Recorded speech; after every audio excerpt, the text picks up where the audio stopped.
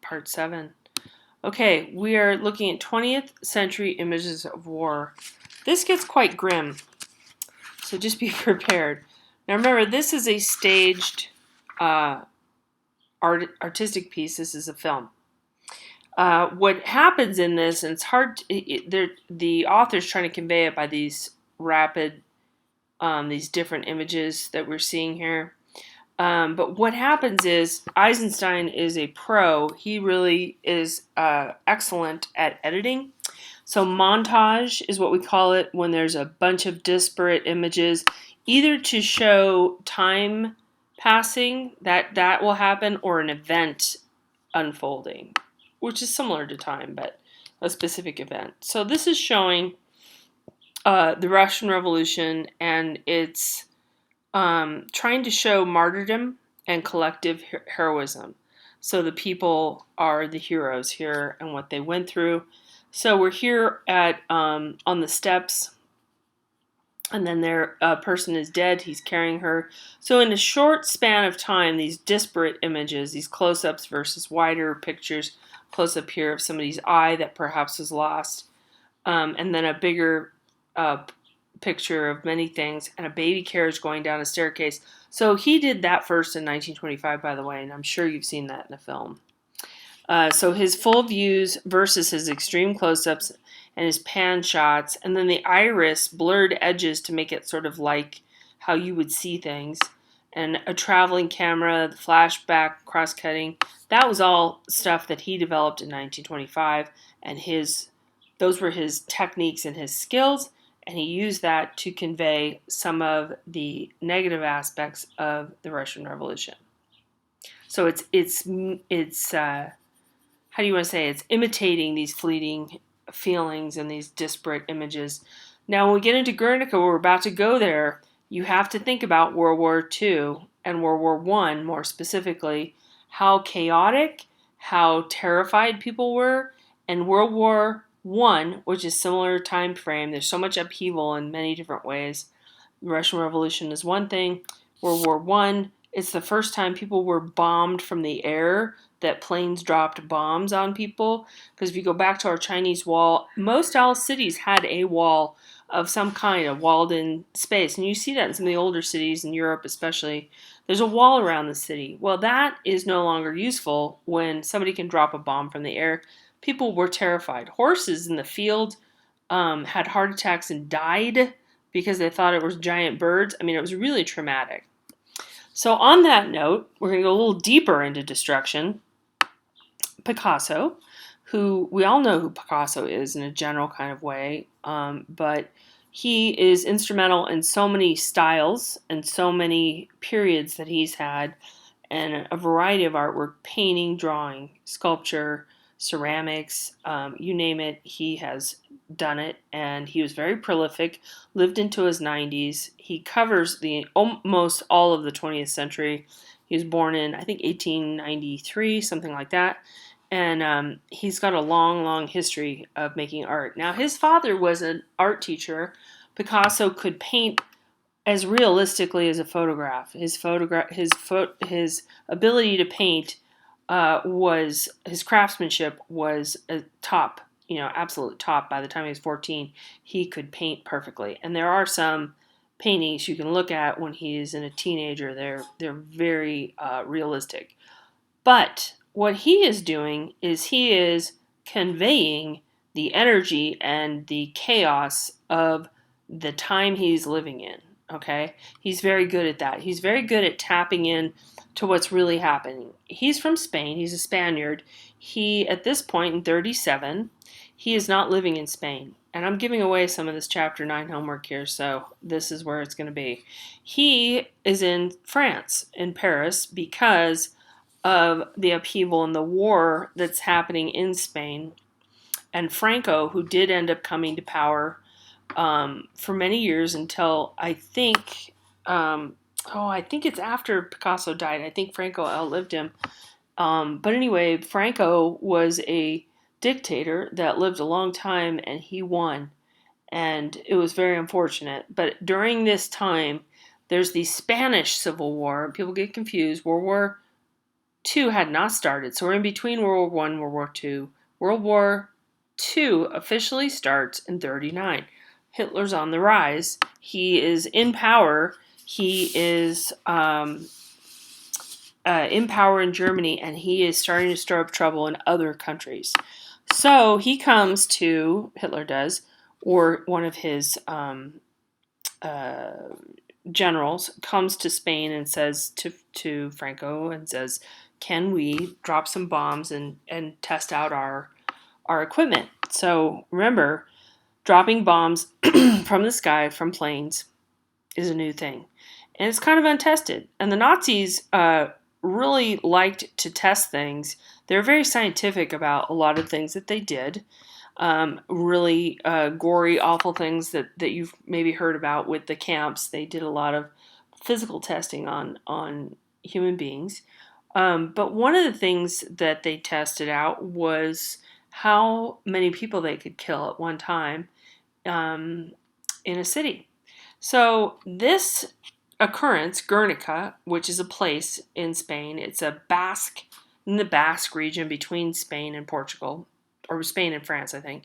So the German Nazis got the okay, and they dropped something like 5,000 bombs on an unsuspecting city. So Picasso reacts by using cubism here, this distortion of all these facial features and images to show the horror and the terror that happened during that bombing.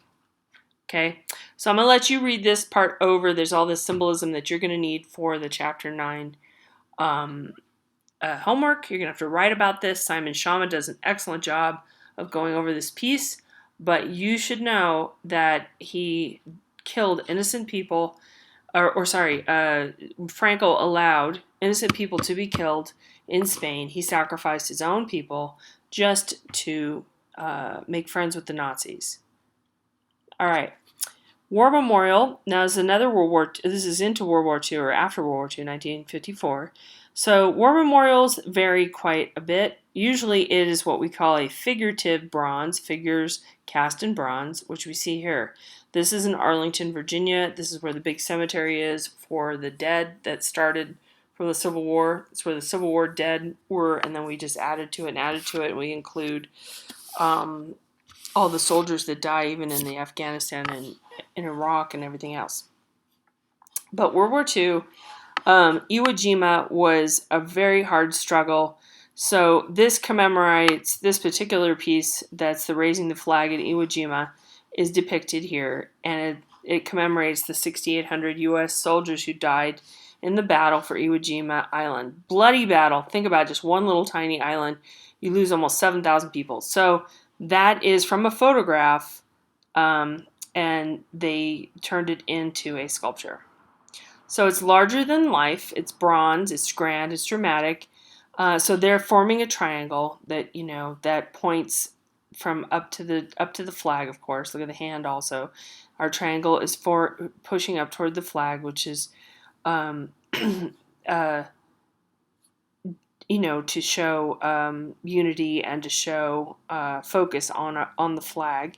This is a real flag. It's a pole that is incorporated into the sculpture, but a real flag is raised every day.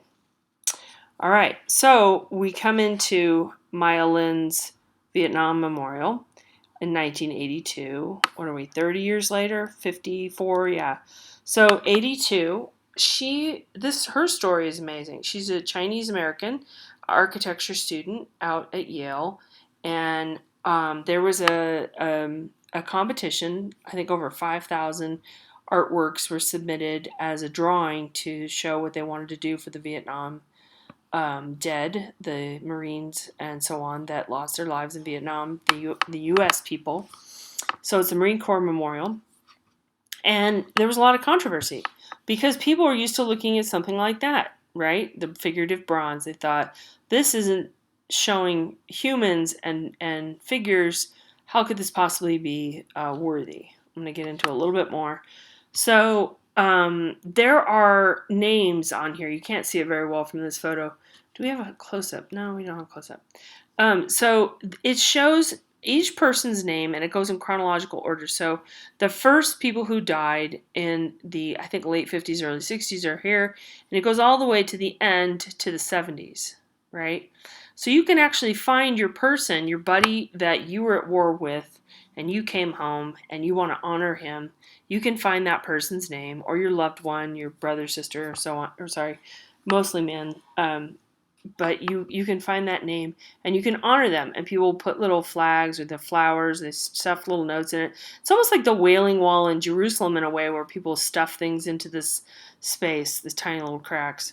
So the polished granite reflects the face of the people and it superimposes on the name, so it's a profound personal connection, and it's really effective and really emotional, and it provokes emotion, and people get to mourn in a really significant, thoughtful way. But she met a lot of resistance in getting this thing made, because people thought that it was negative and dark and it was like a grave, which is a little bit what she did intend, to be grave-like. It's below the surface of the earth.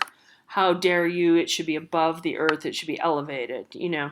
So it was a very non-glorious, I guess you could say, artwork, and it's a war that was very divided. You know, there's a lot of protests, a lot of difficulty with this war, but the actual veterans really supported her, and they're the ones who decided or helped decide that they wanted to keep it. They thought it was great, and it has proven to be a great success.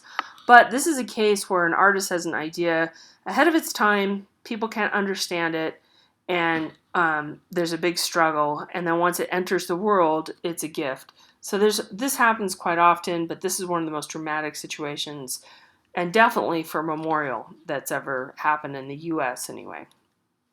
This is a really ugly image, and I can't say enough. I recall seeing this throughout my life, and I just don't know how to talk about this in any kind of way other than this was one of the brutal photos that made us decide in the U.S. that we were not going to show war on television and live coverage and publish photos such as these, because they're so disturbing. So he just executes this guy on the street. No courtroom, no proper trial, just shoots him in the head. And it's really brutal. And I will tell you that in the 60s and early 70s, the Vietnam War was on kind of like a car chase would be. Just constant coverage. It was like its own channel half the time.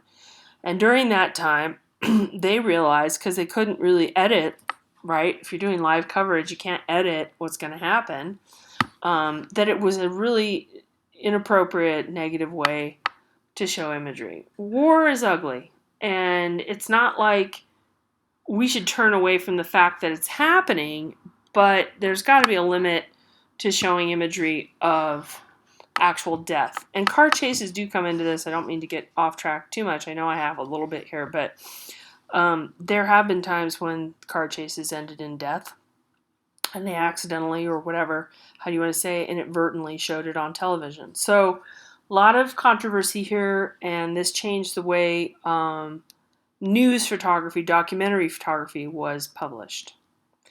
Okay, we're going to end on a peaceful note. Oh, shoo. This is called The Peaceable Kingdom. Oh, it's the sweetest painting. Absolutely sweet.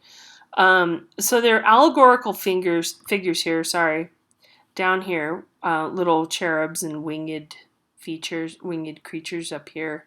Little friends.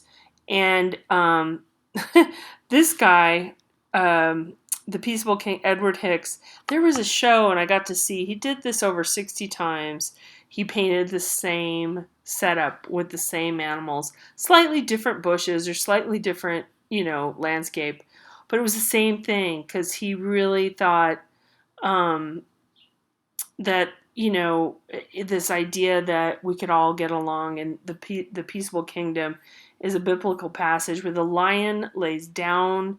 Here's our lion with the lamb. So we have our cats and we have our lambs, and that we could possibly live in a utopian new world. It's very sweet. He sold many of these, and he's a kind of an odd character because he's not that well trained, as you can see. They're very rough and sort of outsider art, and he did this painting over and over. Not too many people do that. That's a kind of an unusual thing. But his intentions were about peace, and he was hoping to promote that through multiple versions of this work. Okay, Peace Monument. Here we have the Era Passus Augustae, and this commemorates Emperor Augustus, Caesar Augustus, stopping the civil wars between Spain and France. So there are moments where we do commemorate peace, just to leave it on a happier note. So this is the golden age of plenty, fecundity, ripeness, peace, all under the world Augustus. Era Passus celebrates the peace of the Roman Empire and glorifies Augustus. So this is Rome 13 to 9 BC, around the year 0. So there was good in the world for a while. Everything was working smoothly, at least for the upper classes. We always have to remember that. Last couple pieces are Montezuma's headrest. So gifts are exchanged to seal peace treaties. And this was given to Cortez as a peace offering to avoid Montezuma's demise. And the presentation pipe, which had it's a tomahawk-like piece, but it's also looking like a pipe here. So it's kind of it's a tomahawk, but it's also a peaceful peace pipe, if that makes sense. Okay.